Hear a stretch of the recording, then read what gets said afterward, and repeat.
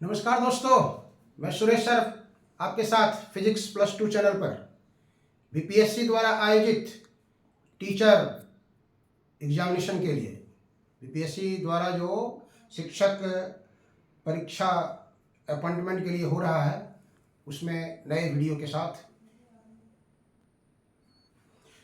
इसके पहले मेरा एक वीडियो आया होगा आपको और मैंने आपसे बात किया था कि 1993 से लेकर के बीपीएससी द्वारा जो भी शिक्षक नियुक्ति प्रतियोगिता परीक्षा हुई है उसमें जो क्वेश्चन पूछा गया है वो हम आपकी सेवा में रख रहे हैं ताकि आप परख सकें कि हम किस गहराई में हैं।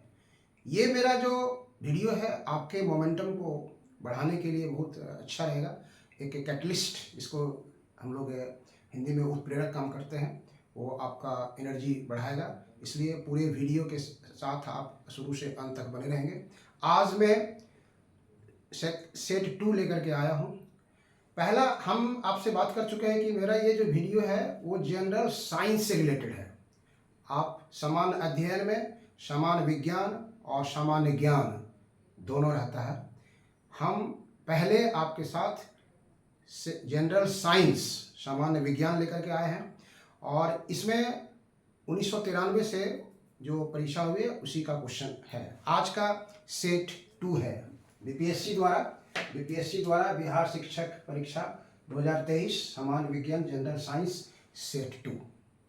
पिछला वीडियो मेरा ऑप्शन पर आधारित था, एमसीक्यू, जिसमें एक क्वेश्चन का 4 ऑप्शन दिया हुआ था और वो उसमें से जो सही था वो आपको चुनना था। इस वीडियो में हमने चेंज कर दिया है उसको, क्वेश्चन के साथ डायरेक्ट आंसर रखा है ताकि ज़्यादा से ज़्यादा क्वेश्चन आपके पास पहुंच सके। आइए देखते हैं। पहला क्वेश्चन है, विज्ञान दिवस कब मनाया जाता है? साइंस डे कब मनाया जाता है?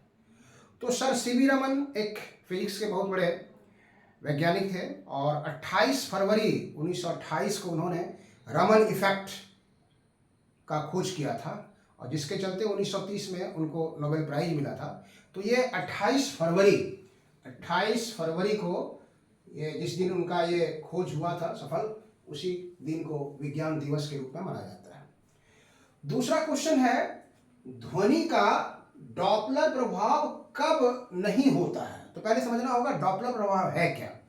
डॉपलर साइंटिस्ट के द्वारा एक ऑब्जर्वेशन किया गया था। एक सोर्स है, मान लीजिए एक रेल का इंजन है और एक ऑब्जर्वर जिसको आप प्रेक्षक या श्रोता कहते हैं वो प्लेटफॉर्म पर खड़ा है। दूर से सीटी इंजन बजा रही है, प्रेक्षक को सुनाई पड़ रहा है, तो वो उसका ओरिजिनल फ्रीक्वेंसी के रूप में सुनाई पड़ेगा, मूल आवृत्ति के रूप में, अगर दोनों का डिस्टेंस वेलोसिटी ऑफ साउंड के बराबर है। अब सोर्स इंजन अगर सीटी बजाते हुए प्रेक्षक की तरफ आएगा तो ज़्यादा सुनाई पड़ेगा, फ्रीक्वेंसी ऑफ साउंड जो होगा वो ज़्यादा होगा। अगर इंजन ही खड़ी है और प्रेक्षक ही जा रहा है, ऑब्जर्वर ही उसकी तरफ जा रहा है, तब भी ज़्यादा सुनाई पड़ेगा। दोनों एक दूसरे की ओर जा रहा है, ज़्यादा सुनाई पड़ेगा। दोनों एक दूसरे से दूर जा रहा है, कम सुनाई पड़ेगा। यहाँ क्वेश्चन देता है, ये जो घटना घटती है, मतलब मूल आवृत्ति से कम या अधिक ध्वनि के आवृत्ति होने या सुनने की जो घटना है उसको एक्सप्लेन करने वाले वैज्ञानिक थे डॉपलर, इसलिए इसको कहा जाता है डॉपलर्स इफेक्ट। ध्वनि में डॉपलर का प्रभाव लाइट में भी होता है। तो कब नहीं होता है, यहाँ क्वेश्चन दे रहा है कब नहीं होगा, ध्वनि का डॉपलर प्रभाव कब नहीं होता है। बहुत इंपॉर्टेंट क्वेश्चन है। अगर मान लीजिए इंजन और ऑब्जर्वर दोनों एक ही तरफ सेम वेलोसिटी से जा रहा है तो दोनों के बीच का डिस्टेंस हमेशा बराबर रहेगा, तब फिर डॉपलर इफेक्ट नहीं होगा। या नहीं तो फिर अगर एक सर्कुलर पाथ है और यहाँ पे सेंटर है, सेंटर पर अगर सोर्स है और ऑब्जर्वर इसमें घूम रहा है तब भी दूरी बरकरार रहेगी, डॉपलर इफेक्ट नहीं होगा। या यहीं पर ऑब्जर्वर बैठा हुआ है और सोर्स इसमें घूम रहा है साउंड प्रोड्यूस करते हुए, तब भी उसको सुनाई नहीं पड़ेगा। तो 2 कंडीशन आप याद रखिएगा। पहला कंडीशन है यहाँ पर, जब वृत्ताकार पथ के केंद्र पर स्रोत या प्रेक्षक है और वृत्ताकार पथ पर प्रेक्षक, यहाँ स्रोत है तो यहाँ प्रेक्षक, और यहाँ प्रेक्षक है तब यहाँ स्रोत गतिशील है, then there will be no Doppler effect. दूसरा कंडीशन है जब स्रोत और प्रेक्षक दोनों समान चाल से एक ही दिशा में गतिशील है। सोर्स है, ऑब्जर्वर है, ये जितना स्पीड से जा रहा है वही स्पीड से ये भी जा रहा है, दोनों के बीच का डिस्टेंस हमेशा बराबर रहेगा, then there will be no Doppler effect. Doppler effect का मतलब हुआ change in frequency observed by observer, जो फ्रीक्वेंसी सुनाई पड़ रहा है वो चेंज होना चाहिए, या अधिक होना चाहिए या कम होना चाहिए, इसलिए ये डायरेक्ट आंसर है, ये डायरेक्ट आंसर। क्वेश्चन नंबर 3 है परमाणु की त्रिज्या किस क्रम की होती है? दो चीज याद रखिएगा, एक परमाणु और एक नाभिक, न्यूक्लियस जिसको कहते हैं हम लोग, इस ढंग से। एक परमाणु है, ये परमाणु हो गया, और इसके अंदर न्यूक्लियस है, नाभिक, ये भी क्वेश्चन आता है, ये नाभिक कहलाता है, न्यूक्लियस जिसको कहते हैं आप, नाभिक है ये, और ये हो गया आपका परमाणु, एटम, परमाणु। तो परमाणु की त्रिज्या एंगस्ट्रॉम, एंगस्ट्रॉम का मतलब हुआ 10⁻⁻10 मीटर के ऑर्डर की होती है, इसलिए परमाणु की त्रिज्या 10⁻10 मीटर के ऑर्डर की होती है। इसको किसको ऐसे भी कभी कभी लिख देता है, याद रखिएगा, एंगस्ट्रॉम, एक एंगस्ट्रॉम बराबर 10⁻10 मीटर, ऐसा भी क्वेश्चन पूछ सकता है। नेक्स्ट है क्वेश्चन नंबर 4, यदि समतल दर्पण की ओर आप 10 सेंटीमीटर प्रति सेकेंड की चाल से चलकर आते हैं, प्लेन मिरर है, प्लेन मिरर आपके घर में दीवार में टांग रखा हुआ है, और आप प्लेन मिरर की तरफ आ रहे हैं 10 सेंटीमीटर पर सेकेंड की स्पीड से, तो मिरर के पीछे जो आपका इमेज बना है उसका स्पीड कितना होगा? उसका डबल, उसका स्पीड कितना होगा? डबल होगा।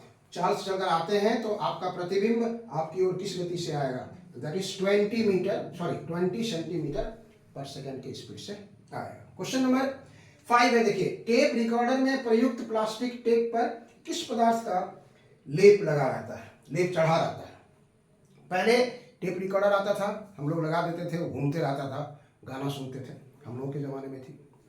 तो टेप रिकॉर्डर पर टेप जो होता है, फीता, वो घूमते रहता है, तो कहता है कि उस फीता में किस पदार्थ का लेप चढ़ाया जाता है, किस पदार्थ का लेप चढ़ाया जाता है? मतलब ये क्वेश्चन है आपका, देख रहे हैं 1999 का है, तो ये क्वेश्चन मतलब आपको 1998 का है, ये 1998 का है, तो उस समय जमाने में टेप रिकॉर्डर का था, इसलिए उसमें लिया गया था क्वेश्चन इसको। तो उस पर जो मटेरियल रहता है, जो टेप घूमते रहता है इस टेप पर, इसमें जो कोटिंग किया रहता है वो रहता है आयरन ऑक्साइड। किस पदार्थ का लेप चढ़ाया जाता है? Iron oxide. फॉर्मूला होता है इसका Fe2O3, इसको कहते हैं फेरसोफेरिक ऑक्साइड। क्वेश्चन नंबर 6 देखिए क्या कहता है, जब कोई व्यक्ति सोता है तो उसका ब्लड प्रेशर क्या होता है?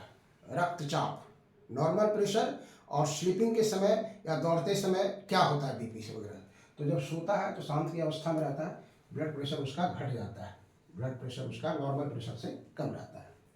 घावों को, नेक्स्ट क्वेश्चन नंबर 7, घावों को भरने में कौन सा विटामिन सहायता करता है? एक चीज याद रखिएगा, विटामिन से इंपॉर्टेंट क्वेश्चंस हर एग्जाम से पूछे जाते हैं, उसमें बी, सी, डी, ई, के, ये सब बहुत ज़्यादा इंपॉर्टेंट है। तो कौन सा ऐसा विटामिन है जो घावों को भरने में काम करता है? क्लॉटिंग में भी काम करता है ये विटामिन के। जिस व्यक्ति के शरीर में विटामिन के की कमी रहेगी, उसका अगर ब्लीडिंग हो रहा है तो बहुत लेट से वो बंद होता है, और ये घाव को भरने में मदद करता है विटामिन के। क्वेश्चन नंबर 8, जेनेटिक कोड के संग्रह के लिए कौन सा अणु उत्तरदायी है? जेनेटिक कोड हेरिडिटी होता है, किस इसका जो कलेक्शन होता है उसके लिए कौन सा उत्तरदायी अणु है? ये सब तो बहुत इंपॉर्टेंट क्वेश्चन है बायोलॉजी का। आरएनए, डीएनए, लाइसोजोम, माइटोकॉन्ड्रिया, ये सब जो आता है बहुत इंपॉर्टेंट क्वेश्चन टर्म है, आप रखेंगे इसको। डीएनए, डीएनए इसका सही आंसर है। क्वेश्चन नंबर 9 है, जब कोई ठोस पदार्थ पिघलती है, जब कोई ठोस पिघलती है तो वह क्या करता है? कैसे पिघलेगा? वो कोई हीट एब्जॉर्ब करेगा वो, और वो हीट से अवस्था चेंज करेगा, वो हीट एब्जॉर्ब करेगा, अवस्था चेंज करेगा, तो उष्मा अवशोषित करती है, उष्मा अवशोषित करती है। यहाँ पर हम आपसे 2 मिनट बात करना चाहेंगे। एक होता है लैटेंट हीट, गुप्त उष्मा, उससे भी क्वेश्चन आता है। जैसे बर्फ पिघल रहा है, तो बर्फ का जो टेम्परेचर होता है नॉर्मल अवस्था में 0 डिग्री सेल्सियस, और ह्यूमन बॉडी का जो टेम्परेचर होता है नॉर्मल अवस्था में 37 डिग्री सेल्सियस या 98.4 से 98.4 से 98.6 डिग्री फ़ारेनहाइट तक। तो हम जब बर्फ़ को हाथ में छूते हैं तो ठंडक महसूस होती है। क्यों महसूस होती है? कि हमारे शरीर से हीट निकल करके बर्फ़ में जा रहा है। जब हीट किसी बॉडी का डिक्रीज हो रहा है तो वो ठंडा होगा, और जब हीट किसी में प्रवेश करेगा तो टेम्परेचर उसका बढ़ेगा। तो हमारे शरीर से जब हीट बर्फ़ में जाएगा तो बर्फ़ का टेम्परेचर बढ़ना चाहिए, लेकिन बर्फ़ का टेम्परेचर बढ़ता नहीं है। कब तक नहीं बढ़ता है? जब तक पूरा बर्फ़ पिघल करके लिक्विड नहीं बन जाएगा। तो उस अवस्था में टेम्परेचर जो है वो कांस्टेंट रहता है। इसलिए जब कोई ठोस अवस्था से पिघल रही है तो हीट को एब्जॉर्ब करेगा, लेकिन उसका टेम्परेचर कांस्टेंट रहेगा। वो हीट कहाँ खर्च होगा? तो टू चेंज द स्टेट। उसी प्रकार पानी को जब आप गर्म करते हैं तो पानी खौलना शुरू करता है, बॉयल करना शुरू करता है 100 डिग्री सेल्सियस पर, और पूरा का पूरा पानी बॉयल होकर के वेपर में कन्वर्ट हो जाएगा। उसका टेम्परेचर 100 डिग्री सेल्सियस ही रहेगा। तो ये जो हीट गया उसका काम हुआ चेंज द स्टेट, लिक्विड से वेपर बनाना। वो टेम्परेचर नहीं बढ़ाता। इसलिए आप याद रखेंगे, जब कोई वस्तु मैंने अवस्था चेंज करती है, ये क्वेश्चन आता है, जब कोई वस्तु अवस्था चेंज करती है तो उसका टेम्परेचर कांस्टेंट रहता है। हीट एब्जॉर्ब करने के बाद वो पिघलती है। क्वेश्चन नंबर 10 है, सड़क लैंप के परावर्तक सतह में किसका प्रयोग किया जाता है? हम लोग शब्द को देखते हैं। रोड पर स्ट्रीट लैंप लगा हुआ है, पोल है, उस पोल में लैंप लगा हुआ है। ये पोल है, इलेक्ट्रिक पोल है। यहाँ पे जो है इसमें एक उत्तल दर्पण लगाया जाता है। ये उत्तल दर्पण है, ये उत्तल दर्पण है। और यहाँ पे एक बल्ब लगाया जाता है। तो बल्ब से जब लाइट इसमें जाता है, ऐसे जाता है, ऐसे जाता है, ऐसे जाता है, तो ये चारों तरफ बिखरता है। इस तरह से चारों तरफ वहाँ से बिखरता है। ये इसको कहते हैं हम लोग डाइवर्जिंग मिरर के रूप में प्रयोग किया जाता है, और वो होता है उत्तल दर्पण। तो हमने यहाँ लिखा है, सड़क लैंप के परावर्तक सतह में किसका प्रयोग किया जाता है? दैट इज कन्वेक्स मिरर, उत्तल दर्पण। क्वेश्चन नंबर 11 है, किस विटामिन की कमी से बेरी रोग होता है? फिर आपको पता है विटामिन जो है बहुत इंपॉर्टेंट पार्ट है। किसकी कमी से क्या बीमारी होता है? तो हम लोग सब कोई जानते हैं कि विटामिन बी की कमी से, क्लास 5-6 बज के बताया जाता है कि विटामिन बी की कमी से बेरी रोग होता है। लेकिन विटामिन बी भी कई पार्ट में बटा हुआ, B1, B2, B6, B12। तो B1 जो है, विटामिन B1 की कमी से बेरी रोग होता है। चलिए आगे बढ़ते हैं। नेक्स्ट क्वेश्चन है, यहां देखिए दिया हुआ है, चना, मटर, अरहर, सोयाबीन में सर्वाधिक प्रोटीन, मैक्सिमम प्रोटीन किस में पाया जाता है? आंसर तो आपको मालूम है, लिखिए हमारे लिखने के पहले। सोयाबीन, आप जानते हैं इसको। ये सब क्वेश्चन कई बार रेलवे, बैंकिंग, इस सब में हमेशा पूछे जाता है। नेक्स्ट क्वेश्चन है, हरे फलों को कृत्रिम ढंग से पकाने में किस गैस का प्रयोग किया जाता है? बहुत अभी आम का सीजन चल रहा है, कच्चा आम खरीद करके लोग पकाते हैं, केला कच्चा खरीद के पकाते हैं। किस गैस का प्रयोग करते हैं? बोलिए, लिख डालिए। आपका सब पढ़ा हुआ है, अपने आप को कमजोर मत समझिए, लिखिए और तब हमारा आंसर चेक कीजिए कि सही है या गलत है। बोलिए, लिख लिए। कौन सा गैस? बोलिए, एसीटिलीन गैस का प्रयोग किया जाता है। एसीटिलीन गैस के द्वारा कृत्रिम ढंग से कच्चे फलों को, हरे फलों को पकाया जाता है। आइए नेक्स्ट क्वेश्चन है, देखिए, कोलाइडी, पायस, फेन और निलंबन में दूध किसका उदाहरण होता है?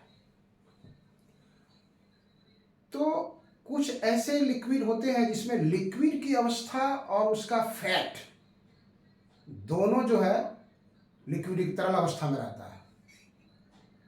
लिक्विड और उसके अंदर जो फैट है दोनों तरल फ्लूइड अवस्था में रहता है। उसमें उदाहरण आता है मिल्क जो है, इसलिए इसका उदाहरण होगा पायस का। ये बहुत इंपॉर्टेंट क्वेश्चन है ये। पायस के अंदर, पायस का एग्जाम्पल है मिल्क। अगला क्वेश्चन है, देखिए, प्रकाश संश्लेषण के लिए उपयुक्त गैस कौन सा है? अच्छा बताइए, क्या क्या जरूरी होता है प्रकाश संश्लेषण के लिए, फोटोसिंथेसिस के लिए? बोलिए, नाम बताइए। क्लोरोफिल, सनलाइट, कार्बन डाइऑक्साइड और वाटर, ये 4 चीज है क्लोरोफिल के लिए। ये भी क्वेश्चन पूछ सकता है आपको, which one of the following is not important for the process of photosynthesis, प्रकाश संश्लेषण के लिए इसमें से कौन आवश्यक नहीं है। ठीक है, तो यहाँ पर कौन सी गैस की चर्चा कर रहा है, प्रकाश संश्लेषण के लिए उपयुक्त गैस कौन सा है, क्या उदाहरण होगा, carbon dioxide, CO2, carbon dioxide gas. कौन सा पौधा पत्ती से उत्पन्न होता है, बायोलॉजी वाले आप अच्छी तरह से जानते हैं, ब्रायोफाइलम, उसमें अंदर पढ़ाया जाता है।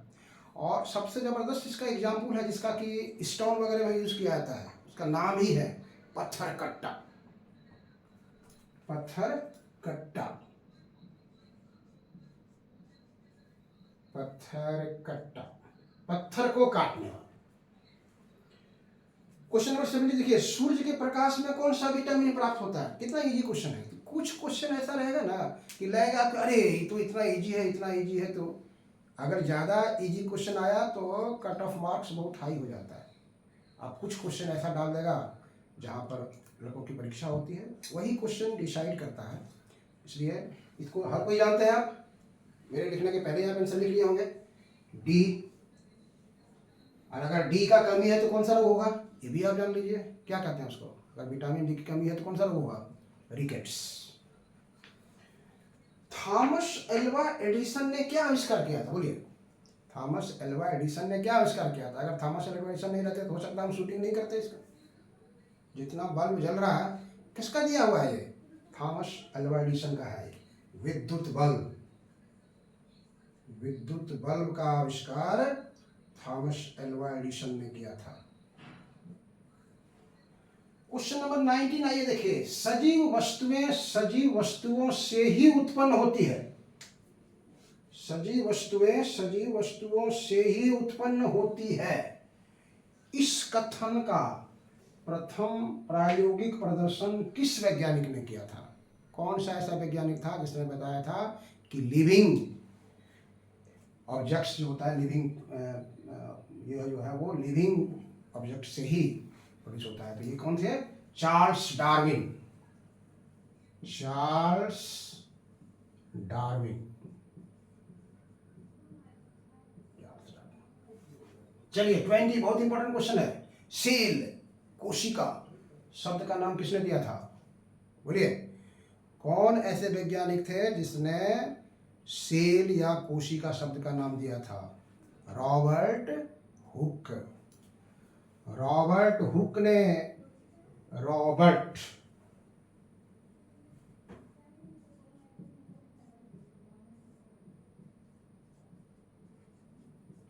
हुक ने सेल शब्द का नामकरण किया था। थायराइड हार्मोन की कमी से कौन सा रोग उत्पन्न होता है, ये आप सेल्फ टेस्ट भी लीजिए ना अपने आप में, ये आपका एक टेस्ट सीरीज तरह का हो रहा है। थायराइड हार्मोन की कमी से कौन सा रोग उत्पन्न होता है, अपने से लिखिए। अगर मेरा आंसर आपसे मिल गया तो बहुत अच्छा आपका मोमेंटम है, अगर गलत हो रहा है तो थोड़ा सा देखिए क्यों गलती हो रहा है। थायराइड हार्मोन की कमी से कौन सा रोग उत्पन्न होता है, इसको कहते हैं घेंघा, नहीं गलगांड भी इसको कहा जाता है। घेंघा रोग थायराइड ग्लैंड की कमी से उत्पन्न होता है। क्वेश्चन नंबर 22 देखिए कितना इजी है, लेकिन थोड़ा सा सोचने वाली बात है। घरेलू मक्खी के कारण कौन सा रोग फैलता है, बारिश का सीजन है, पूरा मक्खी घर में भन भन कर रही है, कभी बाहर में, कभी पैखाना पर, कभी कहाँ से कहाँ आकर के, कभी खाना के साथ, कभी आपका साथ देती है, तो कौन सा रोग फैल होता है इसके चलते, हैजा। हैजा कॉलेरा जिसको कहा जाता है, हैजा बीमारी घरेलू मक्खी के कारण फैलता है। ये बहुत इंपॉर्टेंट क्वेश्चन है 23। किस गैस को लाफिंग गैस कहते हैं, कौन सा ऐसा गैस है जिसको सूंघने के बाद लोग हंसना शुरू करता है और हंसते हंसते हंसते, किस गैस को लाफिंग गैस कहते हैं, किस गैस को लाफिंग गैस कहते हैं, किस गैस को लाफिंग गैस कहते हैं, नाइट्रस ऑक्साइड। नाइट्रस ऑक्साइड को लाफिंग गैस कहा जाता है, N2O नाम लिख लेंगे आप, नाइट्रस ऑक्साइड। क्वेश्चन नंबर 24 है, एक अश्व शक्ति कितने वाट के बराबर होता है? अश्व शक्ति का मतलब हुआ, अंग्रेजी में इसको कहते हैं हॉर्स पावर। मशीन वगैरह घर में, गांव में जो हम लोग लगाते हैं वो एचपी में आता है, half HP, 2 HP, 3 HP, 5 HP, तो उसको हॉर्स पावर कहा जाता है। अश्व शक्ति, horse power. Power is work by time, शक्ति बराबर कार्य बटे समय। तो एक अश्व शक्ति, ये क्लास 7, 8, 9 में पढ़े होंगे, 746 वाट, 746 वाट, 746 वाट के बराबर 1 HP होता है, 1 HP और शक्ति पावर। अब यहां कह रहा है 25 question number, petroleum gas. Petroleum gas का मतलब यहां पर हम लेंगे LPG, लिक्विफाइड पेट्रोलियम गैस। आप जान रहे हैं सब जगह हम लोग यूज करते हैं।